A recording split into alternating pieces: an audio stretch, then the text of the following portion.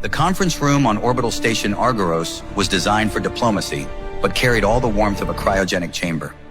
Sleek metal walls gleamed under unyielding white lights, and the air filtration hummed like an anxious breath.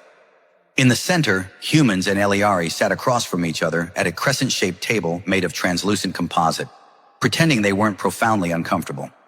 Elias Crane had been to his fair share of diplomatic events, treaty renewals, planetary trade talks. That one time, 2 moon colonies argued over the ownership of a drifting asteroid shaped like a potato. But this was different. The Eliari delegation was silent. Not in the professional, tight-lipped way diplomats usually were, but truly intensely silent, as if sound itself was beneath them. They didn't speak. They barely moved. They stared, their expressions unreadable beneath elegant, expressionless faceplates. Elias leaned back in his chair, hands folded behind his head in a manner that earned him a subtle glare from Ambassador Corvin, his superior and a man with the warmth of a rusted transmission coil. "Crane," Corvin whispered, "please try not to offend anyone today." Elias smiled without looking at him.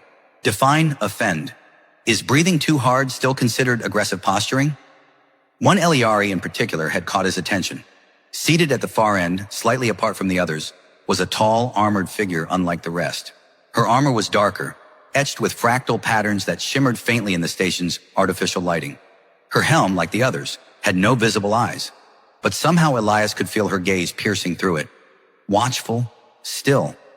A statue of tension. Her title was General Virea Sal, and according to Keon, the cultural analyst with a soft spot for Eliari mythology and bad coffee, she hadn't spoken aloud in over a decade. She's what they call a Voxsworn, Keon had explained earlier, over a breakfast of nutrient slop and rehydrated fruit. A military caste who've taken a vow of silence.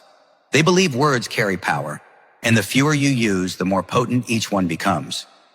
So basically, Elias had said, poking at the gray square on his plate, she's the strong, silent type. More like the ancient, terrifying, might kill you if you mispronounce her name type. Elias had raised his spoon in salute. My favorite kind. Back in the conference room, the humans talked. The Eliari listened, or stared. It was hard to tell. Ambassador Corvin droned on about economic corridors and neutral zones, and post-conflict transparency initiatives. Elias nodded sagely whenever Corvin looked his way, pretending to care while his thoughts drifted. He hated meetings. They always felt like plays where everyone forgot their lines but insisted on continuing the performance anyway. The break came 90 minutes later, and Elias bolted for the refreshment table like a man in the desert spotting a vending machine. The Eliari remained where they were, except for one. The silent woman, Virea, stood. She moved with the grace of a shadow slipping free from a wall. One of her attendants approached with a small metallic case, and with careful precision, began to help her remove her helm. Elias, sipping lukewarm stim caf from a paper cup that felt too thin for space, turned just in time to see her face. It was human-like, mostly. Smooth skin with a slight silvery hue, high cheekbones that caught the light like sculpture, and long, elegantly pointed ears that rose like delicate curves of metal. But her eyes, they were not human, not by any definition, Elias knew. Gold, not the flat, dusty gold of old coins, but a molten, swirling gold, like light trapped in a whirlpool. They shifted as if alive, reflecting far more than the room around them. He blinked, uncertain if they were real or if the calf was stronger than advertised. And before he could stop himself, before any diplomat filter kicked in, the words slipped from his mouth, soft and genuine. "Your eyes are beautiful." The room froze. He didn't mean to say it that loudly, or at all. It just, happened. The words echoed for a moment too long. A few heads turned. Corvin's face went the color of overcooked shrimp. One Eliari's armor gave a sharp click, like a warning. Virea didn't react immediately. She stood still, her helm held in one hand, her golden eyes fixed on Elias with the weight of several galaxies. Her expression remained unreadable, but something in the air changed. Elias chuckled nervously and added, "I mean, objectively, aesthetic observation. Not romantic, unless that's the vibe. Is it the vibe? Because if so, I rescind the vibe." No one laughed, not even the humans. "Right," Elias muttered, sipping his caf. "Just gonna stand over here now and reevaluate every decision I've ever made." Virea blinked once, slowly, then turned without a word and walked away, her helm returning to its place with a soft hiss. The rest of the Eliari followed, silent as shadows. The meeting was over. Later, in the debrief room, Corvin rubbed his temples like he was trying to strangle his own brain. You complimented an Eliari general's eyes, Crane. It was a reflex, Elias said. They were very sparkly, hard not to notice, like two tiny suns doing synchronized dances. Corvin looked like he was debating between murder and resignation. Keon, however, was laughing so hard he spilled his stimcalf. Do you even know what that means in their culture? I assume something worse than a Hallmark card? Keon wheezed, wiping his eyes. Elias, in ancient Eliari tradition, to compliment one's eyes is to invoke a soul thread bond. It's basically an emotional hand-fasting proposal from the pre-technological era. Elias blinked. Wait. Are you saying I accidentally married a war general? Not officially, just symbolically. Maybe, probably. Elias stared at the wall, then muttered, well, I guess that explains why no one invited me to the after-party. Outside the sealed chamber, in the Eliari wing of the station, Varea stood alone, helmet removed, eyes still molten gold. She touched the side of her temple, activating a neural archive interface. A soft voice, her own, echoing from stored memory, played in the air before her. Should one speak of the eyes, the threat awakens. Let none invoke it lightly.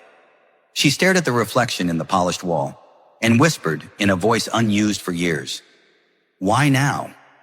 The next morning, Elias Crane woke to the gentle, relentless chime of a station announcement and the far less gentle sensation of his bunkmate's boot colliding with his hip. Up, lover boy, Keon said, arms folded, grinning like a hyena that had just discovered caffeine. Your wife might be waiting. Elias groaned, rolling over in his narrow bunk as artificial daylight filtered through the slatted shutters. We've talked about this. I didn't marry her. I complimented her eyeballs. It's a completely different category. In Eliari terms, that's practically a honeymoon. He sat up, hair a tangled mess, shirt inside out. Remind me again why our ancestors didn't just stay on Earth and complain about rent like normal people. Because humans are curious, reckless, and occasionally make involuntary interspecies proposals. Elias rubbed his face and muttered, one compliment. One polite observation, and suddenly I'm engaged to an alien knight with a voice like silence and eyes that look like starbirth. Keon raised an eyebrow. You're not helping your case with that kind of poetry. I'm doomed. Station Argyros rotated slowly above the gas giant Targil 7, its great observation decks offering shimmering views of golden storms and aurora-like radiation belts. The place was a neutral zone, built for diplomacy but crawling with tension. You could feel it in the way people walked, brisk, clipped steps, like everyone expected something to explode, and probably soon. Elias, after a barely edible breakfast, stepped into the lift headed toward the South Diplomatic Wing. As the door slid shut, an Eliari attendant slipped in without a word. Clad in pale armor with silver tracing, they stood like a statue carved from moonlight. Elias gave a polite nod. The Eliari did not return it. He cleared his throat. So, busy day? No response. All right then, just you, me, and the elevator music. The soft notes of synthesized strings played overhead. Something that might have once been jazz but now sounded like a saxophone having an existential crisis in zero gravity. The Eliari turned their heads slowly, just once, and Elias immediately found something fascinating in the pattern of his boots. When the doors opened again, he stepped out, only to be intercepted by another human diplomat with panic in her eyes and a clipboard clutched like a shield. You're Elias Crane? She asked, as if hoping the answer was no. Depends who's asking and whether it involves paperwork. General Varea Sal has requested your presence. He blinked. That doesn't sound like a thing she would do. Doesn't she, not talk? She used a gesture. That clears nothing up. 10 minutes later, Elias stood alone in a private chamber within the Eliari wing. Sleek, dim, humming with faint energy pulses along the floor panels. A wall of flowing script shimmered behind a translucent partition, changing symbols like a living tapestry. The room was silent, expectant, and then she entered. Varea Sal, the silent general, still armored from neck to toe, but her helm was absent again, revealing her sharp, impossible face. Golden eyes fixed on him, unreadable as ever. Her long ears twitched slightly at some internal signal.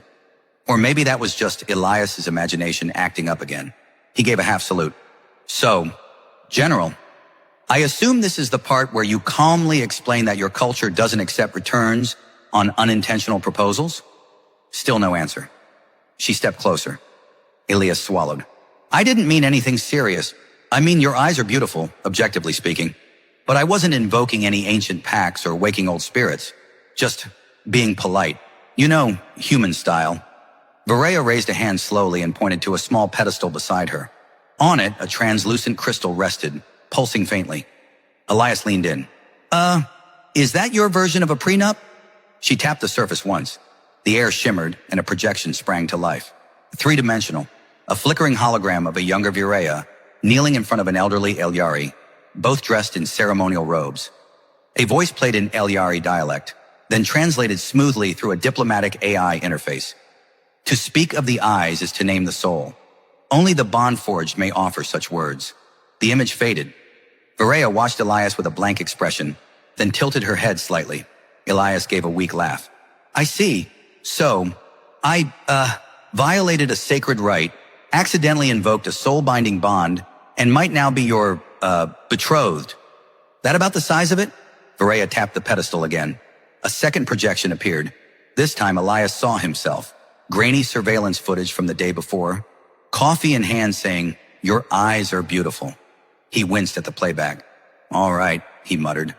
That really doesn't sound better out loud. Varela stepped closer. Too close. He could smell something sharp and cool on her. Metal and spice and something faintly like ozone. Then to his utter surprise, she smiled. It wasn't a human smile. Her expression barely shifted. Just a soft upward curve at the corner of her mouth. But it radiated a quiet amusement. A flicker of something light beneath all that ceremonial silence. She raised her hand again, this time holding something. It was a fruit. Round, red, spotted with silvery specks. Elias blinked. Is this a snack? A weapon? A symbolic gesture that means you're claiming me as your property? She offered it with two hands. He took it carefully, half expecting it to detonate. It's, pretty. What is it? Varela tapped her chest, then pointed at him, then nodded. Elias narrowed his eyes. Wait, this is your name fruit or something, isn't it? You're giving me your name fruit? Isn't that like space marriage in your culture? She tilted her head, clearly enjoying his confusion. He sighed. I'm either going to be incredibly honored or accidentally eaten during a moon blessing ritual. She raised a hand in a gesture that resembled a salute, then turned and left without a word. Elias stood there for several moments, holding the glowing fruit like it contained the fate of two worlds. Okay, he muttered to the empty room. Cool, no pressure. The fruit pulsed once, faintly warm in his palm. He stared at it. She's totally into me, isn't she? The fruit glowed faintly on Elias Crane's bunk, like a tiny beacon of cosmic confusion. It hadn't stopped pulsating since Varela handed it to him. An odd biological rhythm, somewhere between a heartbeat and a very calm, very judgmental metronome. He stared at it from across the room as if it might suddenly sprout limbs and demand child support. Keon walked in, munching on a protein bar. Still alive, I see. You didn't bite it, did you? Elias didn't look up. Number, I thought about it, but there's a small chance it contains nanites programmed to rewrite my DNA into something with ears long enough to pick up interstellar radio. You say that like it's a bad thing. You say everything like you want to die spectacularly. Keon pointed with his half-eaten bar. So what's the current theory? Marriage fruit? Honor token? Space melon of binding doom? Elias rubbed his temples. It could mean devotion. It could mean I'm now her diplomatic hostage. It could mean, here, carry this so the worm priests don't sniff me out. I don't know, Keon. Elyari customs are half poetry, half laser trap. The fruit pulsed again, casting a faint reddish glow across the wall. Elias swore it was getting brighter. Okay, Keon said, backing away. If it starts humming in a minor key, I'm leaving the station. Elias gave a weak laugh, then turned serious. I've been thinking, maybe I should talk to her again. Just clear things up. Politely, carefully, without saying anything about her anatomy. Keon gave him a mock salute. Brave man.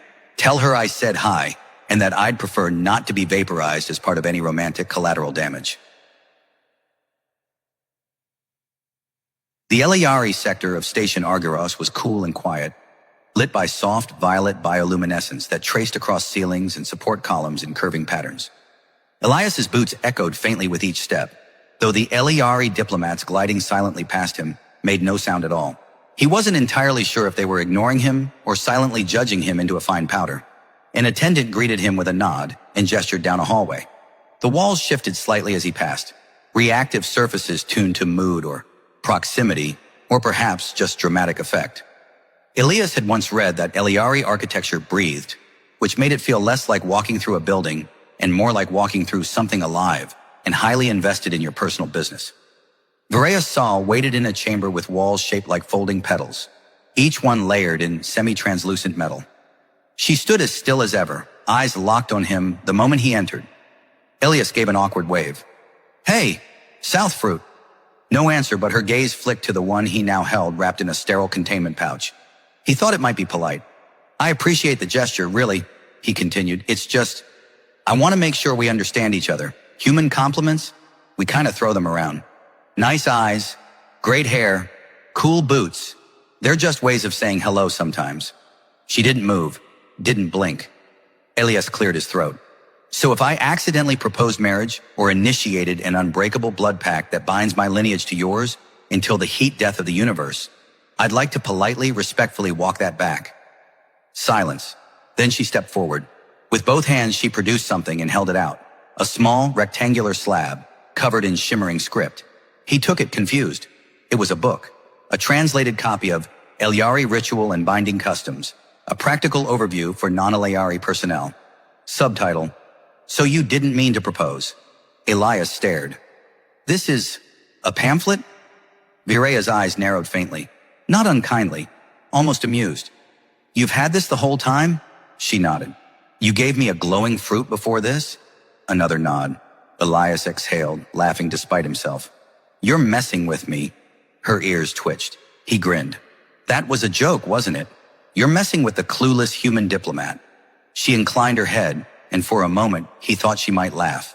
If the Eliari did such things. "You're cruel," Elias said. "Elegant and terrifying, but cruel." She stepped closer again, and this time her voice emerged, low and quiet but clear. "You complimented a general of the Ninth Wave during a rite of silence. You called her eyes beautiful, knowing nothing of the implication. And then, you accepted her offering." Elias opened his mouth to protest, but she raised a finger. "In Eliari tradition," she continued, "this is considered adorable." His brain briefly stalled. "Wait, adorable?" She gave the barest smile. "A small chaos. Unexpected. Charming." He blinked. "You like that I fumbled my way into an interspecies diplomatic crisis?" Her eyes sparkled faintly and she nodded once. "I have studied humans. You thrive on accidents, serendipity. You make mistakes, loud, unapologetic ones. And somehow, you survive. Mostly. Barely." He held up the fruit again. "So, I'm not engaged?" "Not yet." There was a long silence. Elias stared at her, then at the glowing fruit. "Okay, good chat. Great. I'm going to go now and have a small panic attack in private." She raised a hand. "Wait." He froze. Viraya extended something else, a thin, rectangular device, sleek, glowing, Eliari text scrolling along one edge. "A translator?" She nodded. "Updated. It includes subcontextual intent cues." He stared. "Like emotional nuance?" "Correct. So the next time I say, 'Your eyes are beautiful,' it'll clarify I mean it in the friendly, non-marriage proposing, 'Please don't bind me in starlight' way?" She raised an eyebrow. "It will attempt." He took it, smiling. Progress. Back in his quarters, Elias placed the glowing fruit beside the new translator. The fruit pulsed once more, then dimmed. Satisfied, perhaps, or simply out of battery. Keon peered in. "So? Did she disintegrate you?" Elias flopped onto his bunk. "Nope. She called me adorable." Keon blinked. "Huh. That's either a compliment or a prelude to being dissected. I'll take it." He stared at the ceiling, letting the humming station lull him into a kind of dazed contentment. The fruit pulsed once more. Slow, steady. Elias reached out and tapped it gently as if saying, "Yeah, I know. I'm in trouble." Elias wasn't entirely sure how a fruit could be smug, but that was the best word for it. Every time he walked past the thing, It gave off a faint, triumphant pulse, like it knew it had successfully roped him into something cosmic and irreversible. He'd even tried shoving it into one of the station's containment lockers, but somehow it ended up back on his bunk, sitting squarely in the center like it had claimed the territory. "Do you think it's sentient?" he asked Keon over a morning ration pack that tasted suspiciously like floor wax. Keon eyed the fruit from a safe distance. "I think if it starts asking for music preferences, we should eject it into the sun. I tried that. The airlock refused to open." "That's comforting." Elias had meant the comment as a joke, but now that he said it aloud, he wasn't so sure. Everything around Varaya Sol seemed to defy expectation. Half mysticism, half advanced science, and all wrapped in a cultural etiquette manual he couldn't read fast enough. The Eliari weren't malicious, just elaborate, like if origami had developed spaceflight and started a diplomatic corps. Later that day, he returned to the Eliari sector, translator in hand, hard-hammering despite himself. The device had been surprisingly effective so far. During the previous night, he'd tested it with Station AI's Eliari cultural subroutines, asking increasingly ridiculous questions like, "How do I apologize for stealing a ceremonial boot during a storm festival?" It hadn't flinched once. The walls in Varaya's wing had subtly changed again. The soft, petal-like panels had narrowed, creating tall slits that shimmered when he passed. Whether they were aesthetic or served some deeper psychological function, Elias had no clue. The Eliari, it seemed, were masters of making you feel like your thoughts were being listened to before you even said them. Varaya stood near a levitating table surrounded by projections of star maps, trade routes, and fluid motion diagrams. When Elias stepped in, she glanced up, not startled, not annoyed, just aware, like she always was. The way her eyes moved made him feel like she'd scanned 100 possibilities the moment he entered and had already chosen the one where he didn't embarrass himself. He held up the translator. "Ready for round 2? "I accept the challenge," she replied, her voice as smooth and precise as ever. Elias smiled. "Okay, today I'd like to not initiate another marriage rite or insult your great aunt by blinking too fast."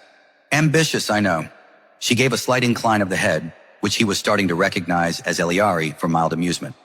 "Maybe, or maybe it meant I could vaporize you in under 3 seconds, but I'm choosing not to." Varaya gestured toward the projection. "This is the path of the Black Spiral Convoy, merchant ships following gravity vortices between moons near the Algor Expanse." Elias leaned in. "I think I've read about that. Most dangerous trade route this side of the galactic core. Great for coffee smugglers." She turned just barely. "Coffee smugglers?" "Oh yeah, illegal in 5 systems. The Terran kind anyway. Something about causing spiritual awakenings in species that weren't emotionally ready for enlightenment." Varaya stared at him. "True story," Elias said. "Some guy on Varkun 5 drank 3 cups and started speaking exclusively in reverse causality." Her ears twitched, subtly, but there. He was getting good at spotting those now. Eliari didn't laugh. Not exactly. They vibrated with restrained amusement, as if holding back some internal seismic event. It made every moment of levity feel like a small victory. "I have never tried Terran coffee," she said. "You'd either love it or declare war on our digestive systems. Either way, it'd be a memorable afternoon." She gestured again, this time to a projection of Eliari bioarmor schematics. "Would you like to see the construct I wore during our first meeting?" Elias blinked. "Oh, sure." The projection shifted, revealing a sleek set of armor he remembered all too vividly. Elegant curves, glimmering black surface, and glowing veins of green-blue energy. In the right light, it had looked less like armor and more like the person wearing it had emerged from a nebula. "I was slightly intimidated," he admitted. She gave him a long look. "Good." Elias chuckled. "So it was intentional. Okay, you were going for the full Galactic Reaper with cheekbones vibe. I wanted to ensure you understood the gravity of the meeting." "Well, you succeeded. I nearly saluted a ficus on the way in, just to be safe." She looked at him again, eyes narrowing, not in irritation, but in that quiet, analytical way that told him she was sorting through dozens of interpretations of what he'd just said. "I have read of humor being a defense mechanism." "Oh, definitely. Humans basically evolved sarcasm to survive awkward mating rituals and imminent doom." Her head tilted. "You are difficult to predict." "Thank you, I think." Silence stretched out between them. The projections continued spinning. Maps, armor pieces, star beasts cataloged by the Eliari Defense Circle. Elias wasn't sure if the quiet was comfortable or deeply formal. Probably both. Then Varela asked, "Why did you compliment my eyes?" Elias hesitated. The question came out of nowhere, but not with hostility, more like a riddle waiting to be solved. "I don't know," he admitted. "You looked like you were carrying a whole solar system's worth of pressure on your shoulders, and nobody had said anything nice to you all day. So I did. It wasn't calculated." She didn't respond for several seconds. Finally, she said, "In the Eliari memory tradition, we preserve the first words of those who see us without expectation." Elias blinked. "Wait, is that what I did? Saw you? Without expectation?" "Yes." "Huh. You must think I'm incredibly reckless." "No," she said softly. "I think you are incredibly human." Elias stood there, heart doing weird gymnastics. Somewhere deep in the station, a pipe hissed, and a maintenance bot scuttled past the door, making fart noises as it went. The moment hung awkwardly and hilariously in the air. Elias grinned. "See? That's us. Noble sentiment immediately followed by dumb machine comedy. It's how we cope." Varela regarded him, then turned back to the projections. But she said one final thing before the door retracted behind him. "Tomorrow," she said, "you will bring me this coffee." And just like that, Elias realized something terrifying. He was on a first date with an alien general, and he had no idea what the dress code was. It wasn't the way Elias imagined his last day on the diplomatic station would begin. Standing shirtless in a steam-filled Eliari meditation chamber, clutching a scalding cup of homemade Terran coffee, while a chorus of bioluminescent vines softly pulsed in time with his nervous heartbeat. "This isn't weird," he muttered. "It's cultural exchange, not a weird date. Nope." A door, more of a membrane really, peeled open with a fluid motion, revealing Varela Sal in ceremonial robes stitched with threads that shimmered like condensed starlight. Her ears were adorned with crystalline cuffs, the same green-blue as the armor she once wore when they met. She was, as always, composed. But this time, there was something different. Her posture was relaxed, and her gaze held no defensive measure, only something close to warmth. "You have prepared the ritual beverage," she said, stepping closer. "I used a hydroflux filter, ground the beans myself, and didn't accidentally vaporize anything.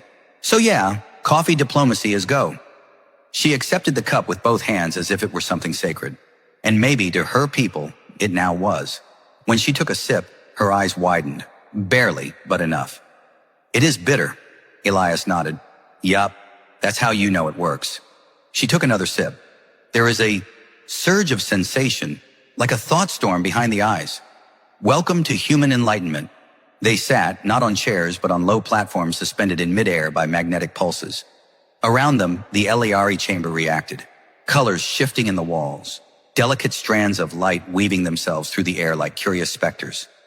The Eliari environment had always responded to emotional resonance, and now it pulsed gently, calm and curious.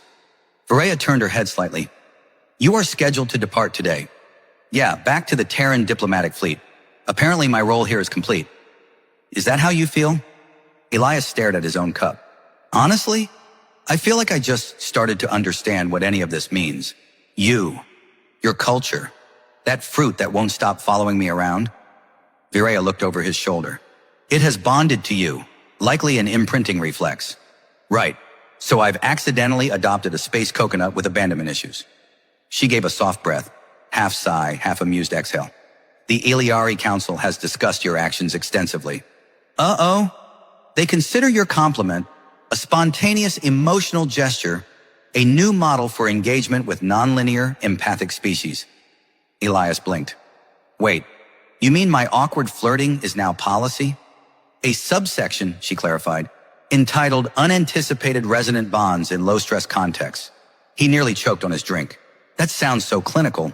Can't we call it, like, the compliment clause?" "I will suggest it." A long moment passed between them, the kind that once would have been filled with political tension, but now settled easily. Elias realized just how far he'd come, from a nervous, overprepared junior envoy with a terrible haircut, to someone who could sit in an alien sanctuary and joke with one of the most enigmatic figures in the quadrant. "I've changed, haven't I?" he said aloud. "Yes," Varela said simply. "You are no longer afraid of silence." That caught him off guard, but she was right. When they first met, he'd filled every gap with words, trying to cover discomfort with humor. Now, he still made jokes, sure, but not to hide, just to connect. Outside the chamber, the station gave a low, resonant hum as ships undocked. The Terran fleet was preparing to leave, and with it, Elias's temporary assignment. But something in him hesitated. I don't want this to just end, he admitted. It does not have to. But we're from completely different species, different cultures. You have ceremonial armor that could tear through a tank, and I get motion sickness from shuttle turbulence. Varaya tilted her head. We are different, yes, but in the quiet, we understand one another. That is rare.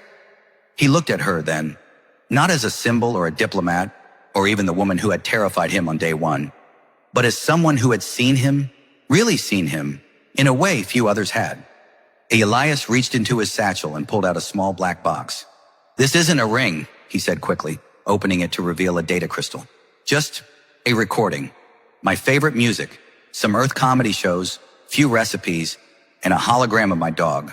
You know, stuff that helps explain me. Varaya accepted it solemnly. I will treasure it. He stood. I guess I've requested that you remain. He froze. Wait, what? The Eliari delegation has submitted a joint mission proposal, a Terran Eliari diplomatic research post. Here, co-led. By us. Us? Your jokes balance our logic. Your unpredictability forces adaptation. Your coffee is dangerous but effective. Elias laughed. That might be the nicest thing anyone's ever said to me. She stepped closer and for the first time reached up to touch his face. Not with formality, but with curiosity, reverence. Her long fingers traced the line of his cheekbone, her eyes reflecting the ambient starlight filtering through the walls. You once said my eyes were beautiful, she said softly. I meant it. I know. When they walked out of the chamber together, the station didn't erupt in cheers. There were no fireworks. Just the steady hum of life continuing on. But to Elias, everything had changed. Because now he wasn't just a guest. He was part of something, an alliance.